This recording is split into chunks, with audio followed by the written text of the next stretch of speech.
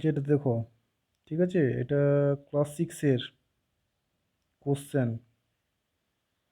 পরিবেশ ও বিজ্ঞান first summative evaluation, ঠিক আছে, 2025 সালের কোশ্চেন, 30 মার্কের। এবার কিন্তু চেঞ্জ হয়েছে।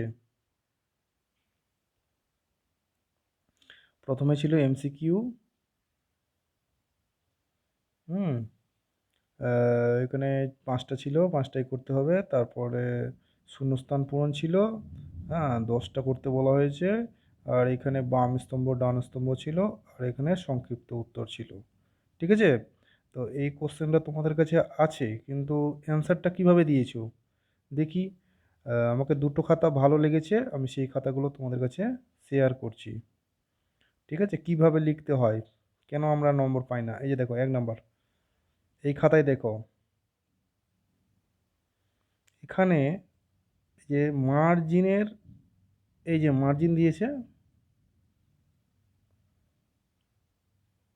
মার্জিনের এই দিকে, এই যে মার্জিনের এই দাগ নম্বর একটা কিন্তু এই দিকে হতো, এখানে এক হতো, কিন্তু ও এখানে ভুল করে এখানে করে দিয়েছে, মানে এই জানেই না যে এই দিকে করতে হয়। তাহলে এইগুলো কিন্তু লক্ষ্য রাখতে হবে। হুম এই যে এই নাম্বারগুলো ঠিক আছে, এই নাম্বারগুলো ক খ গ ঘ এইগুলো ঠিক আছে, এই মানে সাব নাম্বারগুলো ঠিক করেছে, কিন্তু এই নাম্বারটা কিন্তু এখানে হবে না। বুঝে গেল? আচ্ছা, নেক্সটে চলো।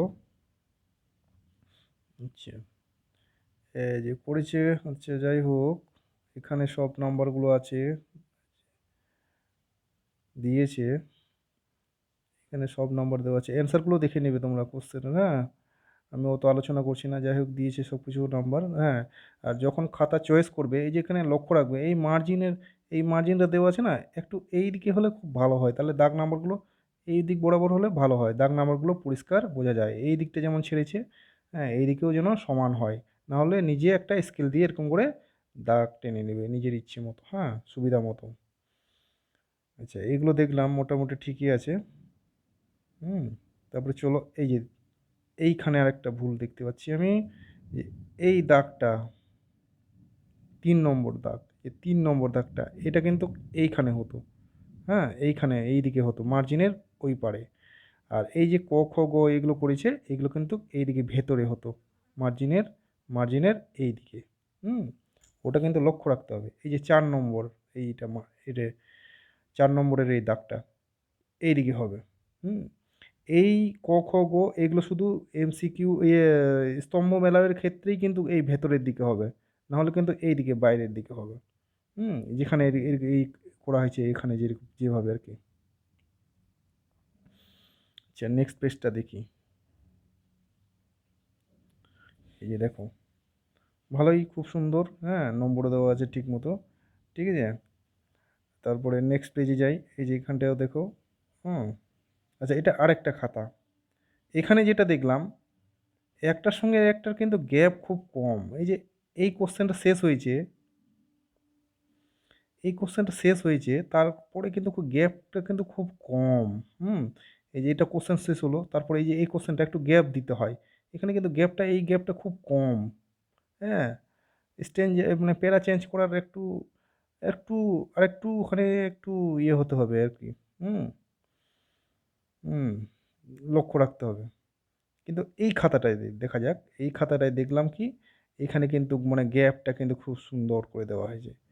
এইভাবেই কিন্তু সে কাটাকাটি হতে পারে, হ্যাঁ, কিন্তু এইভাবে খুব সুন্দরভাবে দিতে হবে।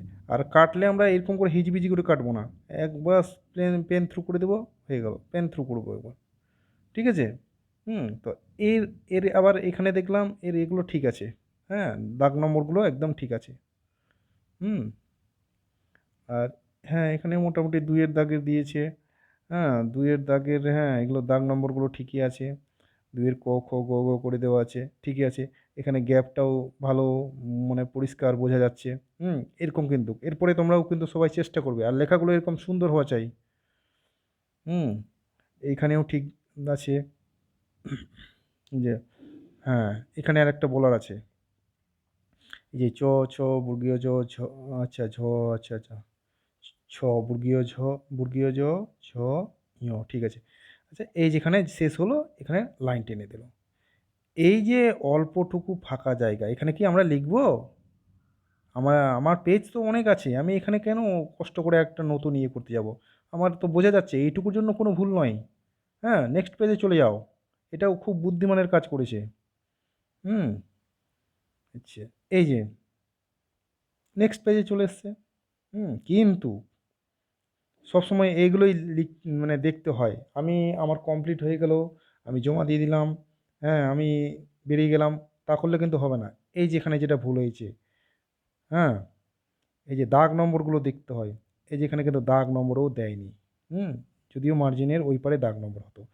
এর স্তম্ভ মেলাগুলো ঠিক আছে। এই যে ক, খ, গ একদম ইয়ে মার্জিনের ভেতরে রেখেছি। হুম? এইগুলোও কিন্তু দিতে হবে। আর এই যে হ্যাঁ, আর এই যে অ্যারো চিহ্ন দেওয়া হচ্ছে, এগুলো কিন্তু লক্ষ্য রাখবে। হ্যাঁ? ভালো কথা। প্রয়োজনে একটু ফাঁকা, ফাঁকা করে লেখো। একদম পরিষ্কার করে এরো চিহ্ন দিয়ে পরিষ্কার করে লিখবে। ঠিক আছে? এখানে অনেক জায়গা পড়ে আছে। হুম?